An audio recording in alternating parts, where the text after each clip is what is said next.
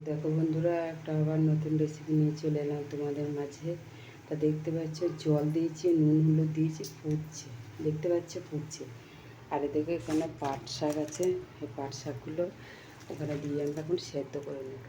তো দেখো শাকটা ফুটছে, শাকটা হচ্ছে।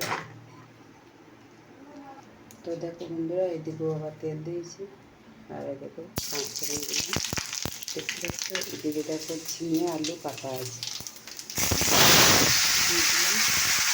সুন্দর করে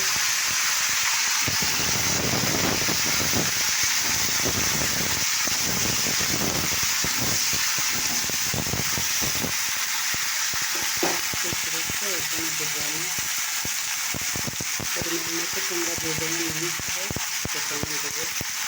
নুন দিলাম, একটু হলুদ দিলাম, এবং নাড়াচাড়া করবো।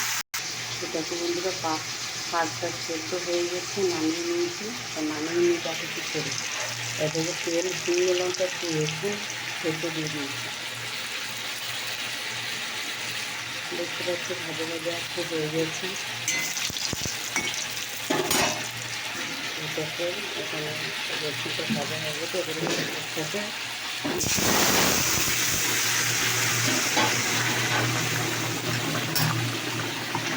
এটাকে কিন্তু নাড়াচাড়া করে একটু নাড়াচাড়া হয়ে গেলে জল দিয়ে দেবো।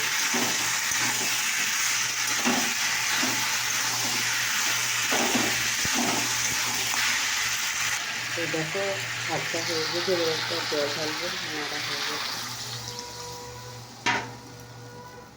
তো দেখো বন্ধুরা, তরকারিটা ফুটছে আমার।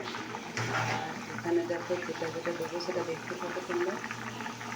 তা দেখো লঙ্কার গুঁড়ো দিলাম, সামান্য ফোটা দিলাম, আর এ দেখো পোস্ত বাঁটা আছে, দিয়ে দিলাম।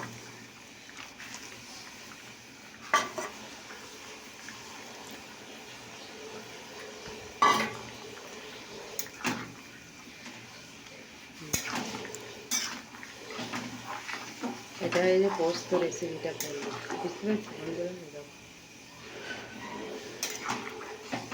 পোস্ত রেসিপি করছি। তো দেখো বন্ধুরা, আমার রেসিপিটা রেডি হয়ে গেছে, দেখতে পাচ্ছ। তোমরা হলুদ নাও দিতে পারো, কিন্তু আমি একটু হলুদ না দিলে কীরকম লাগে। আর এটাতে লঙ্কার গুঁড়ো দিয়েছি বলে লাল হয়েছে। শুকনো লঙ্কাও দিতে পারো, কাঁচা লঙ্কাও বেটে দিতে পারো। আমি তো শুধু পোস্ত বেটেছি, আর তোমার শুকনো লঙ্কা গুঁড়োটা দিয়েছি। তো দেখো হয়ে গেছে, এবারে আমি গ্যাস অফ করে দিলাম। তা তোমাদের এই রেসিপি কেমন লাগলো, পাট শাক আর এই ঝিঙে আলু পোস্ত, তো অবশ্যই কমেন্ট করে জানিও।